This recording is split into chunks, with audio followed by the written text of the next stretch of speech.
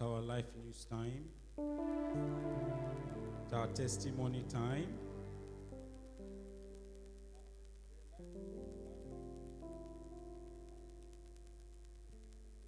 Amen.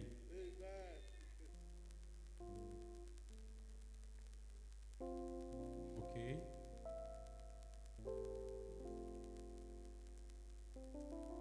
Our topic for this week and today is casting down imaginations. There's somebody casting down imaginations. And our text is taken from the book of 2 Corinthians 10, verses 5. It reads, "Take casting down imaginations and every high thing that exalted itself against the knowledge of God, and bringing into captivity every thought to the obedience of Christ." Can we just bow our head as we pray? Father, Lord, we thank you. Father, Lord, we thank you. We give you glory. We bless you for the gift of life this morning. We thank you for your mercy that has enabled us to come into thy presence this morning. We pray that, Lord God, as your word is about to come our way, may it instruct us, may it guide us in the name of Jesus. May it enlighten our path, may it bring understanding to the simple in the name of the Lord Jesus. Thank you, Abba Father. In Jesus' perfect name we pray. Can I hear a louder amen? Casting down imaginations. Last week we talked about the measure of the word from Jeremiah 15:16. Jeremiah was saying, "I found the word, I ate the word, and the word became a joy to me and a rejoicing of my heart." Amen. And this week we're talking about casting down imaginations. The first paragraph here says, imaginations is the act or power of forming a mental image of something not present to the senses. It is a creative ability to form image within a man. This is so powerful because we can create an image of ourselves either positively or negatively. Imaginations are more or less the blueprint of our lives. Whatever takes over our imagination will eventually take over our lives. Imaginations is giving substance and possibilities to something that was initially a thought or an idea. It's actually the incubation process of the mind. Life News is telling us this morning that imagination has negative effect and it has positive effect. The word imagination is derived from the word image.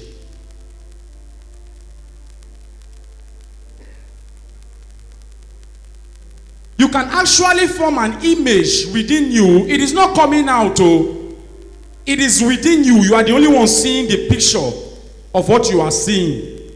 But that picture you are seeing has a positive effect and a negative effect. Though it is not out, people are not seeing it, but it has the capacity to be made manifest.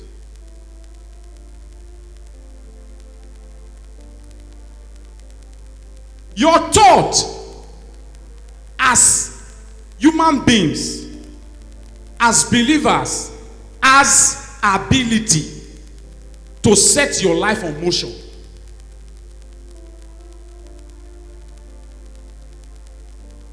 The way you think or the way your life is as a product of how you think. Look at Dangote. Dangote is no different. If you bring his thought and put it on a platform and bring Dangote, they resemble. The reason is because it is his thought that made him become what he was. Because if you cannot think about it, you cannot become. So Life News is telling us this morning that This thing has a negative effect and a positive effect. It is how you think that your life would be. Whatsoever take over our imagination will eventually take over our life. So we should know that there is a possibility that your imagination, that image, that mental picture that is not physical can be made physical. Amen. So you have to guide what you think. Amen. This could become destructive when we allow negative imaginations to take root within us. An unchecked imagination is like a hen sitting on the eggs. It might look initially that the hen is wasting time, but day by day the chicks are being developed until the egg cracks and the chicks come out. The imaginations of today will eventually become an experience tomorrow.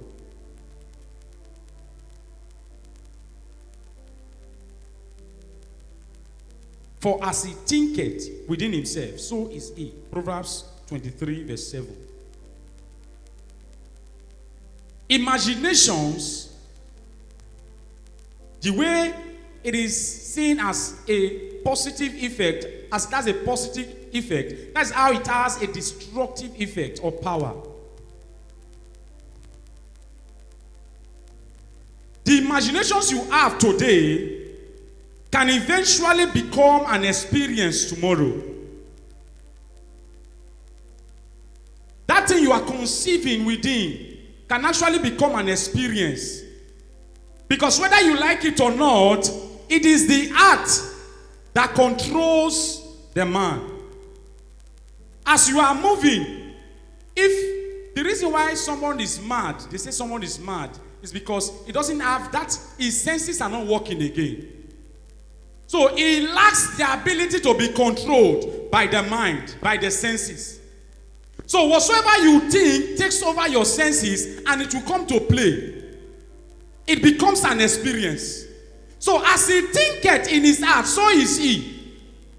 The Bible did not say so he will be. It says so is he. So your thought is as a product of who you are becoming. And Pastor Korede Komaya said something. He says, your mind is your capital. Your mind is your solution. Whatsoever you cannot see within cannot come out. And that's my secret. Whatsoever I want to do, I always seize it. I always seize it first. I don't have to pray about it. It has become a natural gift within me. So long my heart is fixed, I want to do it. If God shows it to me, I know that it will come to pass. God will just bring it as a form of a dream. Since I gave my life to Christ, that's how it has been happening. Whatsoever I want to do, God will just bring it like a form of a dream or like a thought. If I see a picture like that, I know it will come to pass. So your mind or your thought or that imaginations have the capacity to place you on top or to bring you down. Hallelujah. So a man is what he thinks. As he thinketh in his heart, so is he. According to Life News, very briefly, say casting down imagination means getting rid of wrong imaginations. Says the question is, what imaginations should we cast down? Casting down imaginations and every other thing that raises itself above the knowledge of God, bringing into captivity. Now, what imaginations are we casting down? Why is the reason why we are casting down imaginations? The imagination we are casting down is wrong imaginations. And the reason is that, according to Life News, number one here, it says, the imagination we are casting down is the one that possesses the eternal will, that opposes the eternal will of God in His word. The one that opposes the eternal will of God in His word. And in Jeremiah 15:16, the Bible says, Jeremiah was saying, I found the word, I ate them, the word was unto me joy and the rejoicing of my heart. For I am called by the name of the Lord God of hosts. Not until men begin to align their own will with the will of God things will be things will not go well.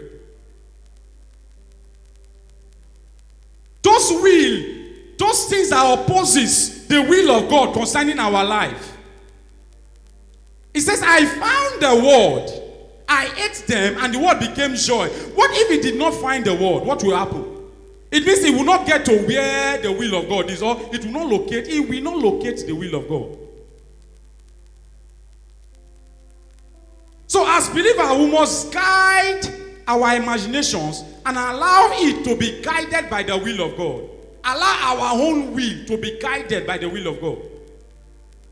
We have our will, God has his own will. But what is paramount in this scripture or in this teaching is that our will should be driven by the will of God. So that our will not oppose the will of God. There will not be a fight. So those kind of a will are the things that we are casting down, that opposes God's will for our life. Number 2, an imagination that paints you as a failure. This is against the knowledge of God. An event of life does not make you a failure. Each one of us was born with success already. Each one of us, we are born with success. You know that as believers, sometimes when we want to do some certain things, we'll be afraid whether we will fail. We are so afraid. How can you say you will fail when you have not tried? From the point of trying, you are just seeing that you will fail. It is a negative imagination. You cannot fail unless you try. Abi? So you have not tried, you are saying you will fail. So it's not possible.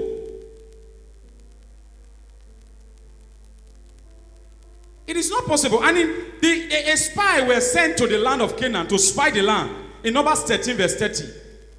They were sent to spy the land.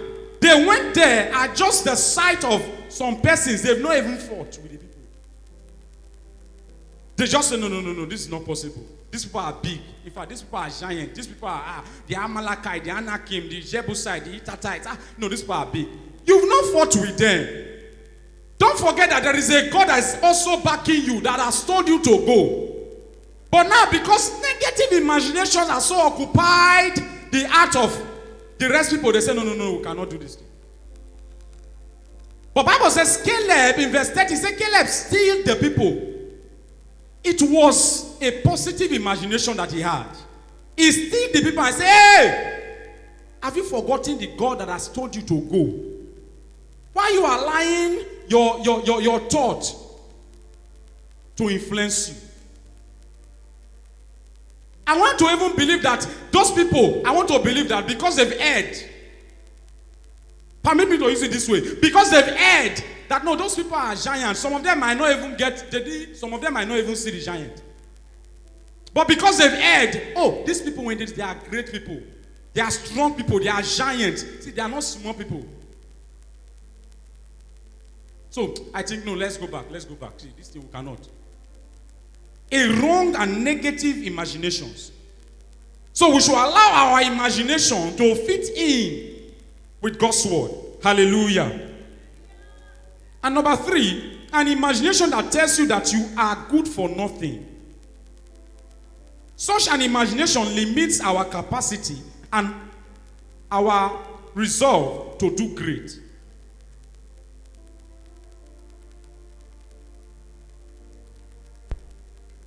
It is only the manufacturer of a product that can declare it useless.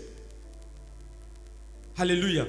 It is only the manufacturer of a product that can declare it useless. Why are you always seeing yourself as good for nothing? Okay, I want to enter this place now. Look at this choir, do the address. So I will now come and enter with my, I don't even know how to sing. Why are you condemning yourself already? You see yourself as useless, as good for nothing. And whenever you see yourself like you cannot make impact. The truth is that God does not see us as useless. God sees us as useful, very useful. As a workman that is fit to do good works. And in Judges 6, About Gideon, Judges 6, we read from verse 1. The Bible says the angels came to him and told him, you are a mighty man of valor. He said, no, I cannot. I'm useless. I cannot be a mighty. How? From where? My family is the least in this our clan. How can I? He sees himself as being useless even before other people see him. So you are faced with inferiority complex. When you come into the midst of people, you cannot really walk according to the capacity that has been handed over to you. God does not see you as such. You are the one that is seeing yourself. So you must know today that it is only the builder of a product that can call it useless. So God sees you as useful. Hallelujah. Hallelujah. Number 4, the last one. An imagination that makes you see yourself as a worthless sinner.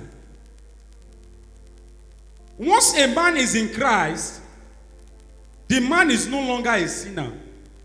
He is now the righteousness of God in Christ Jesus. You know, when I was reading the Life News, this place really caught my attention. You know, many times that's the reason that some things we face. When the Bible says, let us therefore come boldly to the throne of grace, that we may obtain mercy and find grace that can help us in the time of need. This was what he was talking about. Some persons, after some certain thing, they will just feel that, no, God cannot accept me again. I have become, in fact, I have sinned. And I also love David our father David for what he did to Satan. It was this imagination. Satan was trying to convince him that he was a sinner. And he says, against the Lord only have I sinned, and have done this evil in thy sight. Do you remember that scripture? It was an imagination. Trying to bring him to that point where he feels that nothing can happen again. Nothing, no, I'm a sinner. I cannot come to God's presence. And that's what we face today as believers. When something happens, Micah said, rejoice not over me, O my enemy, for if I fall, I shall rise. If I am in the dark, the Lord shall be a light unto my path. So you must understand that you are not a sinner. God does not see you as a sinner. And in 2 Corinthians 5 verse 17, the Bible says, therefore, if any man is in Christ, he is a new creation. All things have passed away, and behold, everything has become new. The first day you gave your life to Christ, you became righteous. See, no amount of thing you do that can bring you down from that position. But you have to see yourself as such. Because whenever Christ look at you, whenever God, look at you, he did not see you. He is not seeing your sin. He sees Christ. And that's why the Bible says, he that knew no sin became sin for us, that we might have the righteousness of God in him. In verse 16 of that scripture, it says, we regard no man now from a human point of view.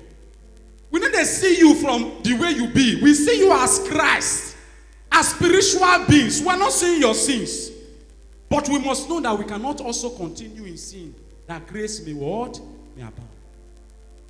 So we must focus our attention on building positive imaginations via God's word, by the word.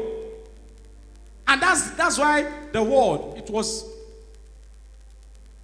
a great teaching. I found the word, I hate them, and the word become unto me joy and rejoicing of my heart. So in order for you to accomplish all this, you have to tally or parley with the word. Can we take our prayers together as you repeat after me? Say, in the name of Jesus, I pull down every imagination standing against the knowledge of God within me.